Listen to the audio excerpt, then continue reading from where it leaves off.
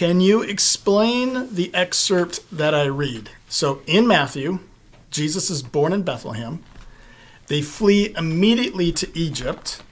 And upon the return from Egypt, they travel directly to Nazareth to avoid the son of Herod. In Luke, however, Mary and Joseph start in Nazareth, travel to Bethlehem for a census, go to Jerusalem, and then return to their hometown in Nazareth. And many apologists try to create a super story in which they combine the travel of the two stories above into one story. This person says that this is impossible. Luke specifically mentions circumcision on the 8th day and the required purification time, which refers to Leviticus 12, which states when a boy is born, the mother is unclean for 7 days. The foreskins are removed on the 8th day. She must not touch anything holy for 33 days. Obviously, if Jesus were a girl, the days would be doubled. And so in Luke, chapter 2, verse 39, you have it noting that when this 33-day period was complete, they returned to Galilee. A trip to Egypt is not mentioned at all. So in Matthew, you have the account of when the wise men meet up with Herod. And then in Luke, you have the account of the shepherds. And then obviously the purification of Jesus. So how did those two accounts fit in? Are they reading into this a little bit and making some assumptions? And so what do you say with that? Okay, so first off, when you're talking about the different Gospels, there are a number of stories in the Gospels that are common to them all. Actually, I should say in the Synoptics. So the Synoptic Gospels are Matthew, Mark, and Luke. But you have stories that are specific to each one of those Gospels also. And so one of the things that you have to be careful about is deciding that because one Gospel leaves something out, that it's contradictory to another Gospel. And so this is what I'm telling you. Absence of evidence is not evidence of absence. And so this is one of the issues that comes up when people do archaeology. So, for example, in the Old Testament, you have the Hittites. They're mentioned over 40 times in the Old Testament, from the time of Abraham all the way up until the book of Joshua, and maybe even after that. But when archaeologists looked at the ancient Near East, they didn't find any evidence of the Hittites. And the reason they didn't find any evidence of the Hittites is because they weren't looking in the right places.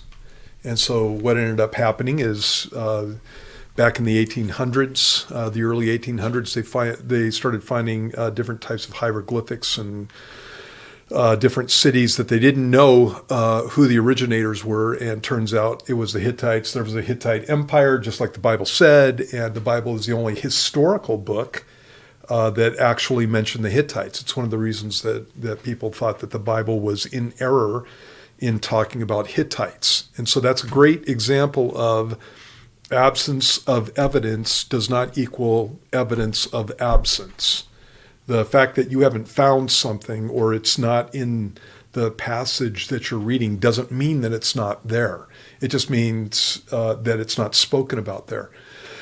And so this is one of those things that you get specifically when you're going through the Gospels. And so, for example, the Gadarene demoniac, there's a guy at Gadara, he's demon-possessed, and he's the one that gets the demons cast out of him, and they go into 400 pigs, and the pigs go into the Sea of Galilee. Well, in one Gospel, it's one guy. In another Gospel, it's two guys.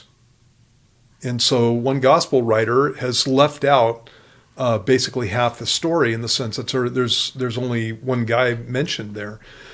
And there are reasons for that. And sometimes the reasons have to do with whether or not the person's being written to know the person, that kind of situation, or whether or not he's pertinent to the story that the gospel writer is trying to tell. And in Luke's gospel, that's exactly what you've got. What you have in Luke's gospel, especially at the beginning, is you don't have the rejection of Christ. You have Jesus coming and fulfilling everything that has to do with the law. Also, Luke's gospel was most likely written after Matthew's gospel, and if that's the case, why would we go through and do the story of the Magi once again? The story of the shepherds is the story that was not told. The story of the Magi is the one that was told in Matthew's gospel, and it has to do, that's thematic too, because Jesus is the King of the Jews, and what Matthew was doing was showing that Jesus was recognized as a king by the kingmakers who were the Magi. And so you have that.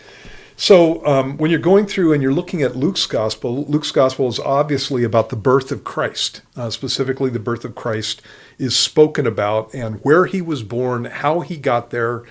And so Luke's gospel, excuse me, is all about how God got Mary and Joseph down to Bethlehem, where the Messiah had to be born according to the prophecies in the Old Testament. And then it goes through and it talks about the fact that the Messiah was presented in the temple and that he was circumcised according to the law. He's keeping the law here. And when you get to verse 39, it says, "So when they had performed all things according to the law of the Lord, they returned to Galilee, to their own city Nazareth."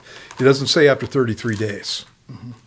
And so what you're doing is you're conflating in that passage. You're taking this as all that ever went on, and it's not stated that this is all that ever went on.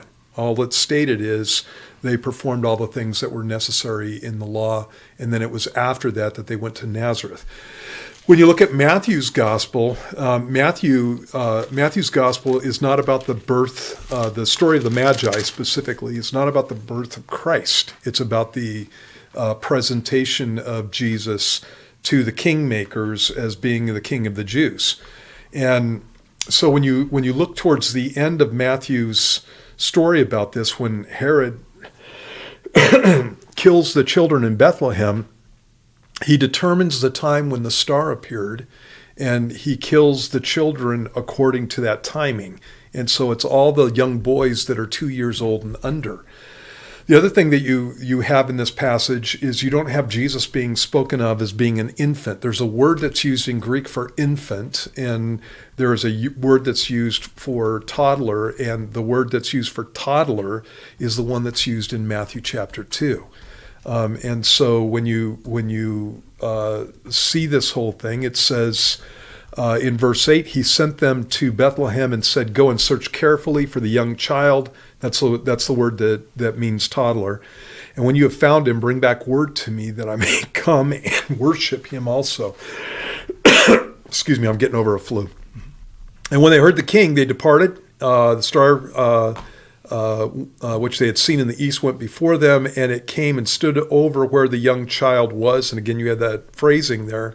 "And when they saw the star, they rejoiced with exceedingly great joy. And when they had come into the house, they saw the young child with Mary and his mother." And so now you don't have Jesus in a stable, you have Jesus in a house. And so this is up to 2 years after the birth of Christ. And so it looks like what happened was Mary and Joseph come down to Bethlehem as the Gospel of Luke teaches. And Jesus was born in Bethlehem during that situation where everybody was told to go back to their hometowns for a registration. And then after that, it looks like Joseph went ahead and stayed in Bethlehem for up to 2 years. And that is when the Magi come down and they find Jesus not staying in a stable, but living in a house. And apparently Joseph has been working in Bethlehem up until that point. And so that can be anywhere up to 2 years. It can be a year later, it could be 6 months later, it could be whatever. But the fact that it's not mentioned in Luke does not mean that Luke had no knowledge of it. Luke would have knowledge of it because Matthew's gospel was around. Luke just doesn't mention it. And so you're gonna find that kind of situation as you go through and you compare the gospel stories. There are times when names are left out. And you have to do some digging and some searching to figure out what's going on there. And it's not because the Bible's lying or because the writer is being deliberately basically deliberately trying to hide something. It's because it's not something that goes along with the thematic nature of what he's trying to do. And that's something that we do routinely. So this last Monday, I went out to lunch with Matt right here.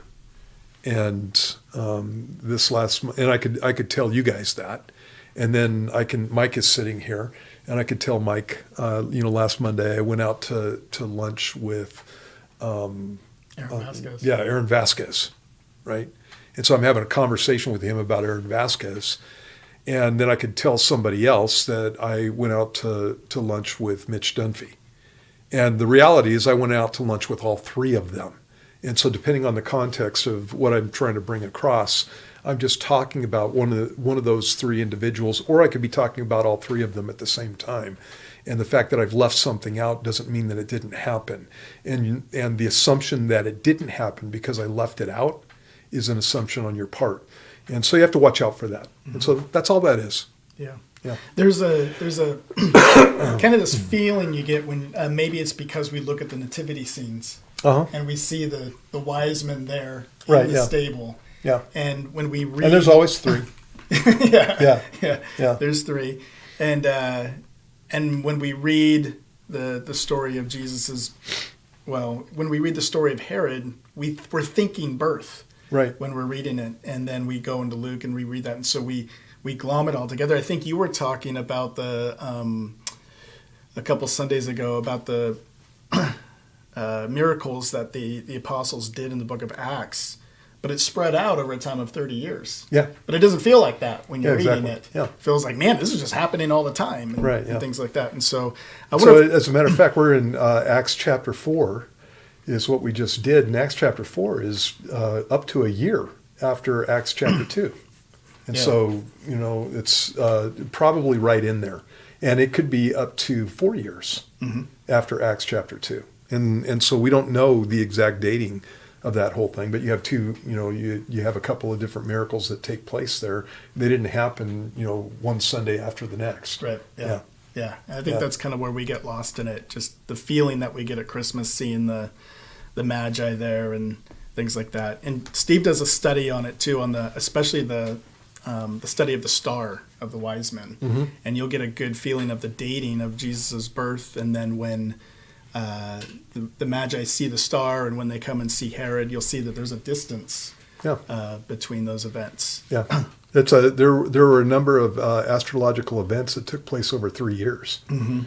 And so, it's one of those things where you got to keep that in mind when you're looking at the passage. You just don't make assumptions when you're reading the passage. And if you read it carefully, you can see that there's a difference between the Luke passage. The neat thing about those things too is when you come across those things and you start asking questions, when you start diving in is when the good information really begins to come out. Why is that written like that? I don't understand. It makes you look into it, and then neat things get drawn out of that. Yeah. So that'd be our encouragement to you, to check it out when you have those questions. But yeah, good question.